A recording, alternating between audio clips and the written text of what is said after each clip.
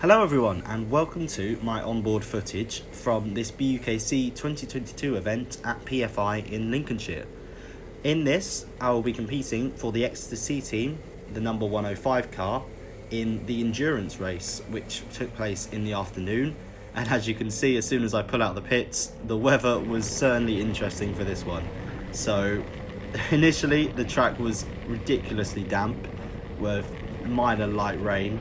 But as you'll see throughout the rest of the race, that eventually becomes pretty much torrential. And that made it incredibly difficult for me, as not only was this my first time driving at PFI, but it was also my first time driving in wet conditions in these Club 100 karts. So this really was a learning experience for me, especially as you can see, the car's only fitted with slick tyres, so no grip at all. Especially considering how damp, as you can see, it is at the start. Lots of standing water about, so it really was just about trying to find any grip possible to keep going, and that was my mindset really. As you can see, I'm starting the race for my team. It's an hour long. Luckily I'm only showing you my footage from this, but as you'll see, about 25 minutes in, I pull in and make my pit stop and hand over to my teammate Camille, who does the second half. So we're coming around to the grid to start the race. It really was just survival. That was my aim, really just learning where the grip was going to be. I had no expectations. My finishes are really variable, generally nearer the back, so just doing my best was as good as I could hope for. But anyway, green flag, and as Crofty would say, lights out and away we go. And initially it's a good getaway. I kept bumped forward a few places, so I'm in about P10 going out of the first corner, but then drop a bit wide, and unfortunately I'm now stuck on the outside going into the long left-hander. All sorts of jostling for position here, people trying to find grip, and as we go into the first 90 left on top of the bridge, the inevitable happens in these BUKC events. There's a massive pile-up involving multiple cars spinning. I'm just trying to find a gap through, and I actually do quite well to avoid getting involved. So we've gained a few places off the start, but as I say, these drivers are way more experienced than me, especially driving these karts and in the wet, so they have a lot more idea of where the grip is. I'm just trying to follow the people in front, find a position. I'm getting battered all over the place here, but we still managed to find a bit of grip coming out of that hairpin, and we're lining ourselves up for the second one, trying to pick a line that will at least give me a chance of getting through this first lap unscathed. So we pull in behind the cart here. At this point I see one down the inside and just decide, you know what, you can have that line, mate. I'm just going to stick it around the outside. This was an incredibly difficult corner in the wet. So we gain a few places up the inside here as we managed to get a decent exit out of that corner. This 90 right, another of the difficult ones because there was absolutely no grip, especially later on in the race.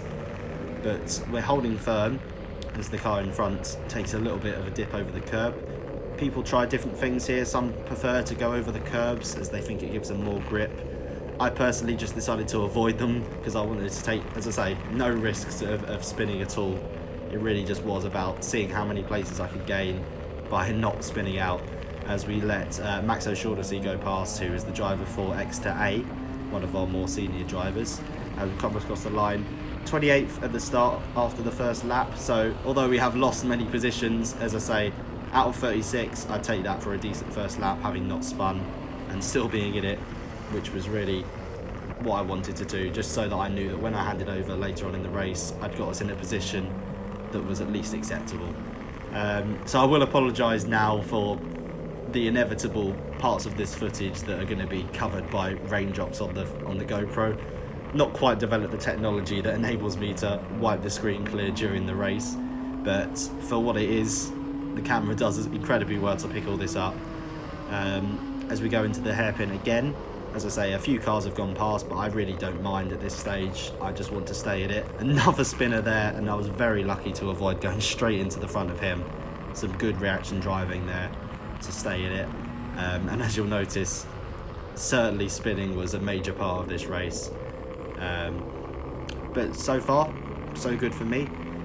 Look ahead, see another yellow flag. Inevitable has happened, and unfortunately I look ahead and I see right on the right hand side there, out of his cart, is Ben Wallace, who drives for the Exeter B team, one of my teammates, obviously. So annoying for him, I'm sure that he'd spun out there because he'd had an incredibly good start. As I nearly tagged the back of the car that goes in front of me there, that could have very much ended badly, but we managed to survive yet again as I settle in for the last few corners of this lap. Just trying to find the right lines, really, figure out what works. You can see the guy in front really going for a slide through that final corner as I accelerate back onto the straight again as we come over the line for the completion of the second lap. In this time I am in 30th place, which again drops 2 positions, but as you saw from that, at least 3 cars had spun out behind me, so considerable gaps over them, and there's another one on the inside of turn 1 there, so that's at least a position gain for me on this lap so far. All sorts of different lines really through that long left-hander I investigated with throughout the race, and indeed through these as well. What the guy in front of me does, sliding it through, probably not the most beneficial way of doing it, but at this stage of the race, as I say, I wasn't too sure what the best way of doing it was, so really just trying to stay in it. This guy in front in the red ended up being a bit of an adversary for me in these opening laps. I stayed behind him here, but I'm hoping, as I can see, that he's sliding about quite a lot, that at some point I can try and make a move on him. That's definitely not the right line to take through there. Mine on paper seems better, but him going a bit deeper does at least enable him to get a good exit as we go into this chicane, which, as I say, some people like to take the curbs on the inside. I personally, as I say, avoided them. Just I felt that it may give you some extra grip, but the risk of spinning is so much higher, and with my knowledge of these cars being a lot more limited than others, it was not the safest thing to do. So I get pushed a bit wide here as someone comes diving down the inside the right-hander. I see his little move on the red guy and immediately realise that he's definitely a better quality driver than me, so I don't decide to fight that one too hardly. But I know the red driver is there for the taking, so luckily I get a good exit, and as you can see, he definitely doesn't, go sliding right over the curb as we pull onto the straight alongside, and that is my first official racing overtake as we move into 29th place with a 49.4 to start off my first sort of clean lap of the race. And now we're sort of settling into, you know, the middle phase. The first few laps are out the way. As I say, I've survived, so at this stage I'm just happy to still be in it, and keep, you know, trying to improve my lap times really. So that was a bit deep into that one, I would say. What I really want to be doing here is coming in from a wider left angle, because then that doesn't happen, which is running ridiculously far wide over those curbs, which, although they give you some grip, are car killers really. They're completely just bumps all over it. As I see another person off to the left there who has gone straight on at the hairpin and has to now wait for everyone to go past. Yellow flags at this stage, constant, so obviously no overtaking on the yellow flags. Slow down a bit, but generally the cars are spread out enough at this stage that it's unlikely to lead to further collisions, as once again I look ahead and see another yellow, as this time 2 cars have absolutely collided on the inside of that second part of the chicane, one facing the wrong way. But as I say, I don't mind. I'll take those 2 positions gladly as I look ahead to the next lap. As you can see in front of me, that's the pits. You saw one car might have pulled in there on the end of the last lap, but for me, as I say, I'm planning to go the full stint of 25 minutes before I hand over to Camille, as we determined that was the best strategy. He had a bit more experience in the wet, so we thought him doing the 35 minutes of the hour-long race made a bit more sense. As I get a decent exit and fill in behind these cars coming out of the pits, so at the end of that lap I settle in, and I've actually gained some positions through those spins up to 25th, and as you can see, some of these cars starting to pull into the pits to make the first of their pit stops. I only, as I say, have to make one. Camille in his second stint made a second one, as there goes Ben for the Exeter B team. He's certainly got more pace than me, and he put a pretty simple move down the inside as I wisely decided not to fight it. He was finding some grip, as you can see. He completely rockets away from me out of that right-hander. Definitely one of the fastest cars on track, but that spin at the start put him way back down the field. which I'm sure he was not happy with. And at this moment, it's the three Exeter cars astern. As you can see, Max just in front of Ben in the Union Jack helmet for the A team. So A, B and C are running not where they probably want to be at this stage in the race, but they are at least together with each other for a bit of time. And it's about this point that I start realising just how bad my visibility is starting to be. So not only was obviously the rain itself impacting me on my visor by basically covering it completely in water, but I was also wearing a darker visor, a tinted visor, which makes things a bit darker. And on top of that, there was no gap between the visor and the helmet. So it was steaming up from the inside as well. So all those factors combined meant my visibility was pretty much non-existent. So at points I was pretty much driving blind, and I tried my best to combat that by at least holding my visor up going down the straights to let a bit of airflow go in, but obviously not enough to completely solve the issue. As we come across the line again for the end of lap 5, and I've held position in 25th, and this actually turned out to be my fastest lap of the race because the rain definitely gets worse from here on out. So a 48-second lap for me wasn't too bad as I settle in behind what I eventually realised to be Max for the A team, and I was a bit confused because, as you can see, Ben for the B team was shot off down the distance, and Max I expected to be battling right at the front because he's definitely usually fighting for race wins. So he gets a good exit there, so I think, oh, he's just going to pull away. But then he pulls off to the right, and as you can see, his kart has completely lost it. So once again, car trouble has impacted our teams, this time in the race that you really don't want it to, the endurance, the 1 hour long one. So I actually look behind me at this point as the guy in front signals to say he's coming into the pits at the end of this lap. I look behind me and see that Max is slowing down significantly, which must have been gutting for him and for the A team because they really wanted to be fighting for the win in this one. So for me and the C team to be ahead of the A team really shows how badly their race had unfolded, as yet again there's a car off on the right there. It seemed to be a very common place for spinning, which luckily was a corner that I took quite carefully. This one was one that I most was likely to spin at as I kept running wide, as you can see here, going far too wide, but survived yet again as the guy in front pulls into the pits. So those spins and the mishaps of the A team mean that I have at least gained a few places on this laps as we come around the final corner onto the straight, and at this moment I've got a bit of gap in front of me, so I'll take this opportunity to at least give somewhat of a track guide for driving here in the wet, one which I'm not particularly good at, but I'll do the best I can. So a brake quite early into turn 1, avoiding the curbs on the right and the left, swing it out to the right as you hop over this curb and look for a braking point, which could be anywhere really.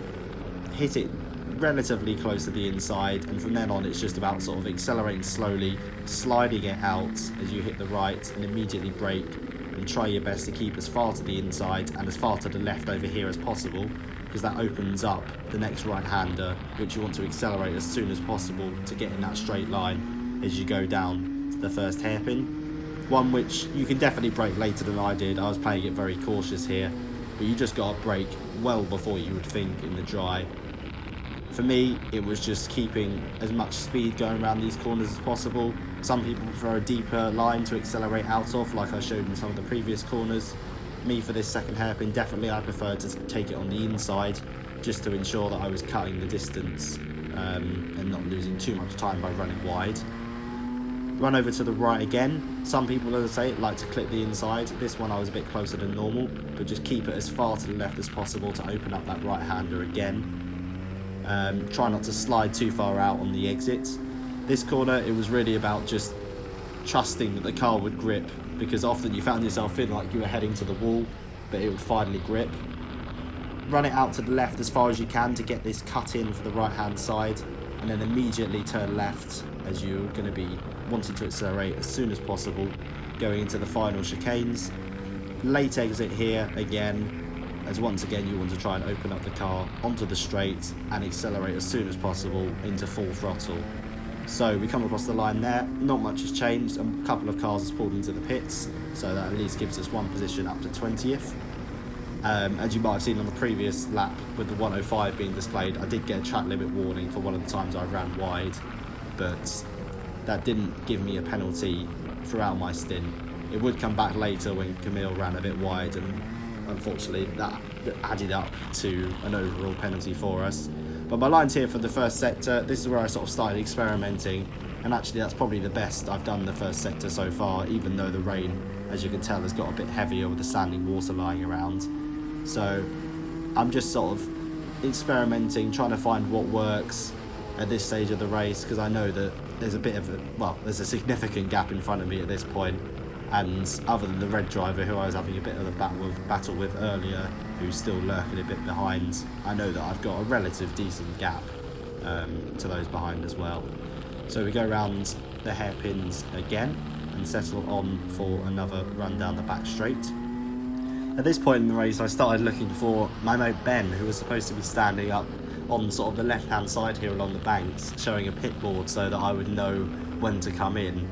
But as stated earlier, the visibility was near impossible to see. I think he stood up there on the in front of you there, next to the guy in the red jacket, but I could not see at all. I could hardly see a metre in front of me, let alone off into the distance there. So unfortunately, his stationing over there to show the pit boards was completely useless, really. No shade to him himself, but he wasn't much help being that far away.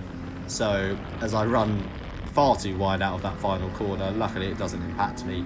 So instead I'm on the lookout for my teammate Camille, who is on the grandstand in the full red attire as always, who will schedule me in a few laps or so. But that's not too much of a worry for now, as once again we go into the long left-hander. Sliding through there, you can see the car really struggling to get any grip with the standing water that there is. But it's still a decent line for me. Again, out to the left-hand side, trying to get as close to that right-hand curve as possible and run it out. A decent exit again as I make my line for the right-handed hairpin. Ben is in front of me in a few corners ahead, so I'm really sometimes looking at him to try and get a bit of a guide. But going into this hairpin, he shows me what not to do by spinning in front. Doesn't cost him too much time, but I'm sure he was a bit annoyed by that, as he definitely had the pace before. And if he wasn't annoyed by that, he definitely was annoyed going into the chicane, as once again he runs wide and this time has an even worse spin, ends up facing towards me. I'm not sure if he gave me a cheeky wave as I went past, probably not, because he was not particularly happy at that moment. But for me, I knew it was another position gained, even if Ben certainly had the pace to come flying back past me as soon as he caught back up. Shows how many places you can gain, especially for someone like me whose aim really was just to get, normally my aim is top 30, sometimes top 25 if I'm having a particularly good race out of 36 drivers, because these are some of the best karters in the country. And I really have got limited experience. This is my first season in the BUKC, as there Camille is on the left, giving me a thumbs up to show that I'm actually doing better than expected at this point. Up another place into 19, so into the top 20, which, as I say, was not really what I was expecting. But given the fact I've managed to stay on the road this long, it's not too surprising. Somehow I'm finding a bit more grip in this even wetter conditions than at the start of the race. I think it's something that I've discovered throughout the course of this event, that I drive better in these completely torrential conditions as opposed to when it's sort of wet, dry, what you could say is sort of intermediate weather, even if the tyres themselves don't change. I think it's just the more experienced drivers have a better understanding of where to find grip on a drying track, whereas myself doesn't have that knowledge yet. So when it's completely no grip and there isn't really any grip to find, as you can see at the moment, it's a bit more of a level playing field. And for me, that's all I was aiming to do. Really just, put in an acceptable result for the team. Which, as you saw by Camille's thumbs up as I went past, certainly seems like that's what I'm achieving at the moment. So once again, we go through the chicane. Another decent little exit out of there. This one onto the right hand side as we try to get as close, but this time way too far away from the apex, running far too wide out left. Again, doesn't cost me too much time, but in the grand scheme of things, it isn't a perfect lap. This final sector is all a bit scruffy, to be honest. I definitely could have done better, but my lap times across this phase of the race were relatively consistent, all hitting that sort of 150.5 marker as such. That run onto I decided to pull right there on the straight for some reason, and I think I may have been looking at the scoreboard to try and see where I was, but I completely nearly lost it going in a straight line as, again, clearly a more experienced driver goes down the inside of me. But for initially, I try and fight it back with a little bit of a switchback move. Again, he has better grip, so I just decide to let him go as he goes to the right. But then he takes the completely wrong line through there, so I say, well, why not? Why not switch him back and go for a good exit and get him coming out of that corner into the next hairpin? You know, although, as I say, I'm here to just compete and do as well as I can, I'm also here to race, so we'll get a bit of racing here and there. As you can see, not many cars in general around me as someone spins up on the hill on the right there.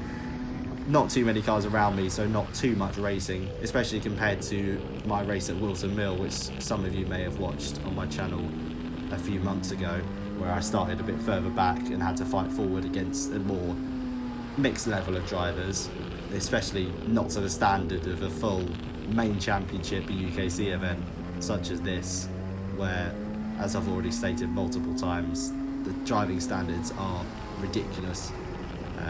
Someone like me just being here really is a surprise, as expected. The faster driver does go down the inside of me there, but he's not too much faster, so I decide to try and follow his lines a bit through this final sector to see where I can pick up a bit of time. He goes a bit wider into there, avoids the curb as well, slides it through the final corner, and again gets a good exit. Mine's not too bad, but you can just see what a difference a good exit makes as he gains multiple kart lengths on me as I drop down into 19th at the end of lap 11. But again, another 150 or so lap time as I go a bit wide here, and I see Ben finally catching up from his spin as he goes down the inside. I think again about doing a switch back down to the inside, but I give him the signal to just say, you know what, you're clearly a bit annoyed with how you've spun a few times and you've definitely got the pace on me, so you can go past. Ben's line into here is absolutely perfect, as you can see just how far he accelerates ahead of me, right up onto the guy in front who seemed like he was completely out of reach as he makes a move down the inside. Very late send, but just about manages to get the grip. The other guy manages to get a good exit as well as they go side by side again into hairpin 2. This is just good entertainment for me at this point, really, seeing two solid drivers battling it out. And Ben does get a very good move done down the inside of the second hairpin. So he pulls away once again into the distance, just showing how someone that much faster than me can be pegged back by a few spins here or there. But me being sensible is still keeping me in it. About now, I'm sort of beginning to see that it's coming to the end of my stint. Unfortunately, because as you can tell, I'm having a really good time at the moment. Just knowing that I'm somewhat competitive in this race, especially one which is in such torrentially just horrid conditions, really, for go-karting, especially on these tyres. So I'm really, I'm disappointed that it had to end, but I come onto the straight for what ends up being my final lap as someone pulls out in the pits in front of me, going a lot slower than me as we go across the line just in front of him to clock in at P19 at the end of lap 12. And I suppose technically another overtake to add to my limited number in this race. On track anyway, many overtakes of people spinning off, which, every overtake is an overtake, I suppose. So we go round for the final time onto the bridge over the front few corners. Not too bad a corner through here, although that one was definitely a bit too wide, as one of the faster cars, I believe one that had also come into the pits, pulls alongside me on the right hand side and goes ahead. But he brakes, interestingly, I gained a lot of time in the braking zone there, so it does show that at some corners I do have the pace to match some of the better drivers, but obviously over the course of a whole lap I've not quite developed that skill set yet to really fight with the pace of the drivers that are in the position that I am in currently in P19, or P20 I should say, as that guy has gone past me.